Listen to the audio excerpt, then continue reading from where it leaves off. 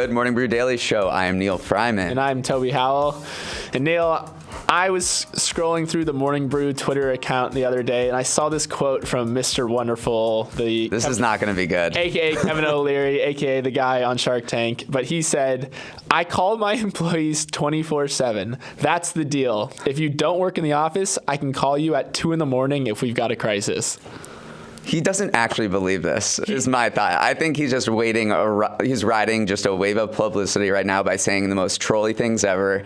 And he knows he can get, on Twitter and spreading on social media. He actually does believe this stuff. And also, Neal, I'm going to call you at 2 a.m. tomorrow if I have a story idea and see if you wake up and take the call. I'll take your call. Oh, there we go. So maybe we should go work for Mr. Wonderful. Something tells me I don't think I would like working for him. But he is extremely entertaining on Shark Tank. He's by far he carries the show. He does.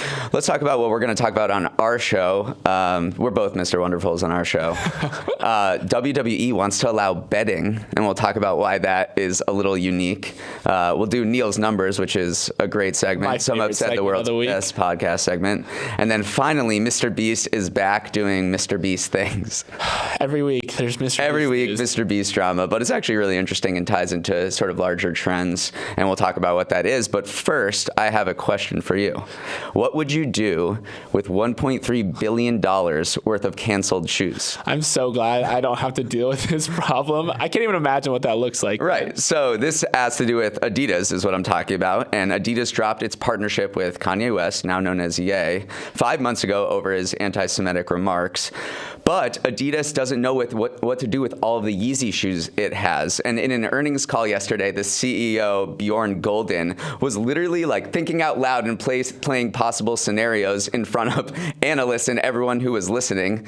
And I can run through them, but it was just kind of a remarkable corporate moment where he was like, yo, we have this problem. I really don't know what to do. And I'm just going to lay it all out there and analyze the pros and cons. Right. It's kind of they're between a rock and an anti-Semitic hard place in a way. As the Morning Brew newsletter this morning. You know what? I didn't even realize I got that joke from the newsletter today. But yeah, it's a tough spot for Adidas. There really is no precedent for this. The only thing we're thinking about is, when the Super Bowl happens and the league has to print off both the winner and the potential losers merch. And then what do they do with all the leftover merch from the loser that says Super Bowl champion on them? So there is a little precedent, but $1.3 billion of merchandise is obviously different than a few Super Bowl hats. Yeah, and this merchandise is obviously laced with a lot more issues than just something wrong. Yeah. So I will run, I mentioned the CEO was just wondering out loud, I'm going to run through some of these issues, and then Toby, I want you to tell me what the hell you would do with these if you're in his situation. And I know you're not getting paid as much as him, so it's understandable if you don't have a great answer. But he said that destroying them would raise sustainability issues, so you can't just light them on fire or put them in a landfill. So one option would be restitching them to hide the Yeezy brand, but it is not very honest, because we all know and you would know it's a Yeezy. You would know, exactly. Yeah. But he was just going through the scenarios. There are suggestions to give them away in places like Syria or Turkey that just suffered earthquakes, but it would just mean the product would be resold again and put back into the market because they have such high value on the resale market. And then he said a lot of companies were willing to buy them, but that would mean royalties would be going to Ye, which they don't want. So there's no real great solution here. It's really tough. Honestly, the one that sounded the best to me is give them away to places. Yeah, they mentioned Syria, they mentioned Turkey as well. And even if they do resell it, all the power to those people. That could be life-changing money if in a disaster scenario. So yeah, there's no good answer. I'd probably give them away. But I also just want to zoom out a little bit on Adidas is struggling in general. It reported its first loss in 31 years, which is crazy to think about. Sales in China fell 35% last year because China just kept extending the lockdowns, and that's Adidas' biggest market. Mm-hmm. They also pulled out of Russia, too, when the Russia-Ukraine conflict happened, which cost them another $62 million. And then on top of all that, their other kind of creator partnerships with Beyonce, which is the Ivy Park line, not doing well. I was reading back when Beyonce and Adidas teamed up, people were saying this could be bigger than Yeezy eventually. And it turns out that it's not, and it's actually losing the company money. So from all directions, Adidas is kind of getting screwed. Well, yeah, I mean, the Yeezy line was 15% of its profits. Yeah, so it's a really big deal. But maybe this guy's new from 2022, and it's kind of a funny thing. The new CEO, he is trying to turn it around, and he did something very similar at Puma, which is very funny because people like business nerds know that Puma and Adidas have a really interesting relationship in the German sportswear industry. Yeah, they were founded by brothers, and they each founded rival. There was Adi Dassler, and then I actually forget the Puma brother was named, but probably Adolf. Honestly. Yeah, Adi founded Adidas, and then his brother founded Puma across the river from each other, and they've still been competing to this day. So yeah, you're right. It is kind of a fun little Easter egg that a Puma exec came in to turn Adidas around. So we'll see. He thinks they can, but obviously they have to figure out what to do with these sneakers. So we'll see what happens. Yep. Okay, let's get into the WWE news. So yesterday, CNBC reported that WWE is in talks with state gambling regulators in Colorado and Michigan to legalize betting on its scripting wrestling matches. Obviously, this news got a lot of people by surprise because betting on something that is scripted doesn't feel right. So there's a couple of safeguards that WWE is kind of like putting in place to maybe make this happen. One is that they're going to work with the accounting firm EY to kind of secure the match results so they don't leak ahead of time. And then two, WWE creatives, the people who write the show, aren't going to tell the wrestlers who wins until like a few hours before the matches happen. So do you think they can pull this off? I was reading some Action Network analysis because they seem to know what they're talking about in the sports gambling space, and they said that this is a really long shot, considering that there are so many people that actually need to know the results of the match ahead of time, from the WWE executives and creatives who are actually planning this to the broadcast. I mean, everyone who is working on our show worked in sports, and they need to know the results ahead of time to cue up the montage, right? At the end, like they got to get the graphics going. We tell our team what's happening. So I just can't even, and this is like a little mini podcast, but I can't imagine what happens at scale in a WWE broadcast. Yeah. So there's no way this is going to happen in my opinion, but it is kind of funny to think about. Right. The only precedent that shows that maybe it could happen is there is legal betting on the Academy Awards, which are actually coming up, and those outcomes are predetermined. So that's kind of what WWE is looking at and saying, like, hey, the Oscars can pull it off. Like, why can't we? And that's why they're working with EY, who actually secures the Oscar results as well. I mean, they've been known for some mess ups. Some snafus recently, yeah. And then also, I just want to touch on why it's Michigan and Colorado. Yeah. Because those are two states that allow betting on the Oscars. So it's not actually a widespread thing that sportsbooks allow that. But so that's why they're targeting Michigan and Colorado. And then also, the reason why WWE wants this is they are potentially trying to sell themselves, and if they can layer in a betting angle, they're trying to sell for $9 billion. Their current market cap is $6 billion. So to try to like make up that delta a little bit, they are trying to add in this additional revenue stream. So there's a lot of different threads that go into this. It is kind of funny because if this does get approved, then the CNBC reporter who broke this story kind of mused that potentially we could bet on future events in scripted TV shows. Right. So and you can do that in some other countries actually. Oh, interesting. So yeah. So I was just like kind of thinking about what I would bet on, and just like what the odds would be, and maybe Bran, like season 3, Bran becoming king of Westeros at the end of season 8. I mean, plus 10,000. Yeah, you would have been a rich man. You would have been so rich. Yeah. Not that I would have bet on it, but I'm sure a few people have. And you know, there's Bitcoin billionaires, and then there's Westeros billionaires from betting on Bran. Still hated that. That was awful. I can't believe I even brought that up. Let's move on to, so you've been probably seeing a lot of headlines recently about Fox News hosts, text messages, and things like Tucker Carlson saying that he hates Trump passionately. Yeah. They've been floating around the news. So Toby and I just wanted to do a quick breakdown for everyone of why these things have even been showing up in the headlines recently. You're probably like, why? So these are texts actually from documents that have been released in a massive $1.6 billion defamation lawsuit against Fox News. The lawsuit was brought by Dominion Voting Systems, which makes election hardware and software, and you can kind of tell where I'm going with this. Dominion is accusing Fox News of purposely airing false information about its software following the 2020 election, even though that claiming that its hosts and the network and executives knew that it was all bogus. So things like these machines were made in Venezuela and they were used to rig elections elsewhere, and they were completely false. And this is all evidence that shows that they knew it was wrong, and they still kept pushing the narrative. Yeah. Defamation lawsuits are historically very hard to kind of get across the finish line, but Dominion is actually feeling relatively good about their chances because of these internal documents that leaked. A lot of them, producers, stars, executive, like Murdoch himself, were discussing the fact that they probably knew that these claims were false. Yeah. But so Dominion is saying like we have a better chance than the normal defamation lawsuits, but then Fox can always fall back on the idea that, hey, we were just reporting what Donald Trump was saying, who was the most newsworthy person at the time. We're still just reporting the news, kind of distancing themselves from it and placing like the burden on Trump. There is an interesting media business angle here, which is that you see in these text messages and internal documents that the Fox News executives and leadership were worried that Newsmax was cutting them out from the right, and so they had to tack over to the right to like keep that audience that may have been going to Newsmax, which is this really conservative news network. Right.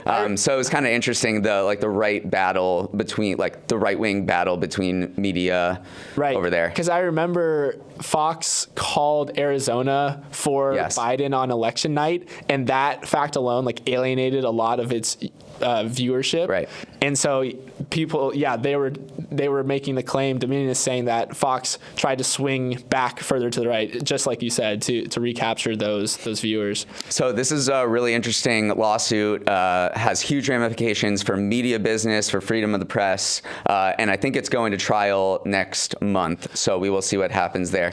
But as you said, there's a really high bar to clear for suing for defamation in the United States, but there is a preponderance of evidence that Fox knowingly you have to prove actual malice in the United States, that you acted with reckless disregard for the truth, and they might have a case here. So we'll see what happens next month. I'm excited to track it. All right, Toby, it is time for the best podcast segment in the whole world, Neal's Numbers. Let's go. I look forward to it every day. Neal's Numbers is basically where I spit facts about everything, like the three most important numbers or interesting stats that I read in the news all week. Got three of them today, but for the first one, I don't want to say it. I want to hand it over to my friend Steve Ballmer, the owner of the LA Clippers, for this one. We have a clip. Toilets! 1,160 toilets and urinals! 3 times the NBA average number of toilets and urinals. We do not want people waiting in line. We want them to get back to their damn seats. I am just cracking up actually with that first line. Toilets. I love toilets. It. Okay, so the first Neal's number is Steve Ballmer saying that there are 1,160 toilets and urinals in the new Intuit Dome, which is where the Clippers are going to play. They're not going to share a court with the Lakers anymore in the 24-25 season. They're going to open up this new arena. And Steve Ballmer, the owner, they just had this event, and he's so hype about the amount of toilets. Toby, 3 times the NBA average. I know. 3 times. I can see why he's hyped, because there is absolutely nothing worse. And honestly, I just want to say we have it good as guys, because like we can usually get in and out of the bathroom pretty quickly. But so there's nothing worse than leaving your seat for a little bathroom break and missing like half the game. So Steve, I'm all aboard this. I'm all aboard the hype train. I want you to put your toilet manufacturer design cap on. What is the breakdown between toilets and urinals? Yeah, I actually wonder that. It'd be really interesting. I'm sure there is some science behind it. I hope there's more toilets than urinals. I would say, I mean, inevitably there are probably more dudes going to games than women, so you probably should factor that in for your urinals versus toilets breakdown. Yeah. So I would say 60-40 in favor of urinals. Oh, you think there's more urinals? Yeah, but if there's anyone who designs toilet seats or does arena layout, write in. I'd love to hear what it actually is. My question before we move on to the next number is, if you've ever gone to games over in Europe, most of the urinals are just troughs. Like there's no real dividers. So I'm wondering if these are individual urinals or they're more like the European style troughs. Ballmer, are you messing with us? I know, yeah. And Fenway has troughs. That's a classic. Okay, on to the second Neal's numbers, but I don't know how anything could beat that first. first one. The second one is that people really do not like going out in bad weather. A bunch of snowflakes. Bad weather resulted in an additional $13.5 billion in e-commerce spending last year, according to a new report by Adobe. So basically, the cumulative effect of bad weather is a generator of more online sales than Cyber Monday, which brought in $11.3 billion. That's hilarious. I actually distinctly remember taking a microeconomics class in college and saying that umbrella sales do rise in like either the days following like a rainstorm or something like that. So there is a real psychological kind of buyer's incentive when bad weather happens. And yeah, also it's been bad weather recently in New York, and I have zero desire to go outside when it's. I ordered my new kicks. Recently online when it was cold. Yeah. Cool. Let's move on to the third one. Neal's numbers. Don't believe what they tell you, Toby. Money can buy happiness. So there was a new study that showed for most people, larger incomes are associated with greater happiness, at least up to an annual income of $500,000. And it could go further. They just said they didn't have data. So this is really interesting because it's from the same guy who's the renowned economist Daniel Kahneman, who wrote Thinking Fast and Slow and is, one of the most renowned economists. He published a study in 2010 that was very like a landmark study that said that money bought happiness, money made you happier up till an annual income of $75,000. After that, it hit a plateau. And then he was like, maybe that's not right, because obviously that's not right. And then revisited it and is like, oh yeah, so for most people, you get, happier. This is my not shocked face. Like, oh, no way. You mean that having $500,000 is a little bit better than having $75,000? It's also funny because it feels like with the way inflation's going, we're going to get a study in 2 years that turns out $1 million is actually where you're most happy. So not a very surprising study, but no, I'm just happy that I know I can be happier. Oh, I'm pretty happy. That's a very optimistic I know, way. According to this study, I have a lot of room to run. You got some run rate. Happier. Happiness run rate. I like that. All right, Neal. Well, thank you for those numbers. Enjoyable as always. Make sure you tell your friends and brag about how many numbers you know and cite Neal. But I'm going to take us to the soup market, the good soup market, in fact. So Campbell's soup has been crushing it recently. They recently reported better than expected earnings that saw sales rise 12% last quarter, and also it's lifted its outlook for the second quarter in the row. So not only did they crush it last quarter, they think that this momentum is going to keep going. And a few reasons why that's happening. One, if we go all the way back to COVID, soup in general has had a lot of momentum because in times of economic hardship, soup actually becomes a more popular option for a lot of people. Comfort food, and it's also a little cheaper. And then two, Campbell's has been going hard on the research. They were on the AI train before before ChatGPT. They've been using AI to kind of research all 300 million data points about consumer trends, health trends, to create these new soup flavors. So soup is hot right now. Soup is hot. And it was interesting reading about this AI thing. It looked like they're scraping social media, actually, to see what people are talking about. So one of the products that they released was an air-fried potato chip line. Oh, that so sounds maybe delicious. They were just, air fryers have boomed right now. I saw some stat that they're in 60% of all American households. I have one. I have one actually. too. I just had an air fryer party last night. Yeah. But so they're scraping social media and they're seeing air fryer everywhere. Oh, let's brand our potato chip as air fried. It's genius. And then they also are releasing, through this AI innovation, they're releasing a Chunky Ghost pepper chicken noodle soup that's 13% spicier. 13 times spicier than its spicy chicken noodle soup. Yeah. So maybe it's seeing trends of everyone putting hot sauce on everything and everyone's talking about spicy food, hot ones. It's in the zeitgeist. So Campbell, it's really interesting. It's a 154-year-old company that's constantly reinventing itself. But we didn't talk about the one growth driver. It's all this AI. Talk to me. It's all this AI stuff. That's bells and whistles. There's a meat and potatoes, and that is goldfish. Yeah. Goldfish. Goldfish it's going to be $1 billion brand, right? Goldfish is literally powering Campbell's right now because it is about to be $1 billion brand. It's going to have $1 billion in annual sales. That's crazy. The little fish that could. The little cheesy fish that could. I eat them a lot as well. One final little wrinkle to this news is that the gross volume of soup sales actually fell last quarter. It fell 2%, but prices jumped 14%, which is reflective of the supply chain being impacted by kind of everything in food costs rising. So Campbell's has, if you've been shopping for Campbell's and notice the price went up, they have. And so they actually made up for that small loss in volume with higher than expected price increases. So that's just like an interesting trend to watch, that soup maybe not be that comfort food, that cheap staple that it's been for a while, just to keep pace with inflation. Well, people are still paying. Right. People That's are still basically buying what it. Campbell's is showing. Right. That you can raise prices and people will still pay. Yeah. I'm kind of hungry. I want to go try. I'm kind of hungry. I was soup. just thinking about Donovan McNabb's mom. Oh, yeah. I remember that commercial. I wasn't really listening to you this entire time. I was just thinking about Donovan McNabb's mom. Okay, let's talk about our final news item, which obviously is Mr. Beast, because we teased in the opening.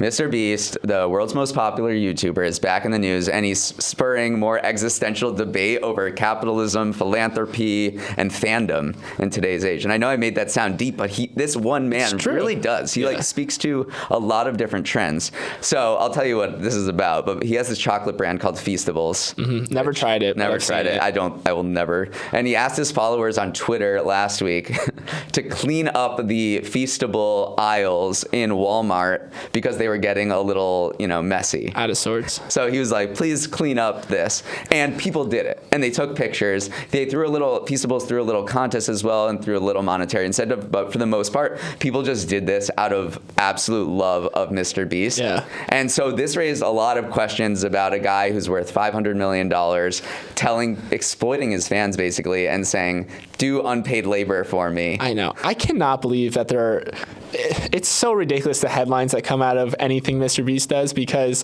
one, most of his fans are children. So the headlines are literally like, Mr. Beast exploits unpaid child labor in order to clean up his, and there is an argument for that. Like, what stage of capitalism is this? Is that now we're having like super fans do the bidding of these super YouTubers? So I see that, but I also actually kind of went down a little bit of rabbit hole about the psychology behind like grocery store displays, because I was like, whatever the sales increase is from a messy display to a clean display must be big. Yeah. And so there's this whole industry called like planograms, which are what grocery stores use in order to plot out what merchandise should go where.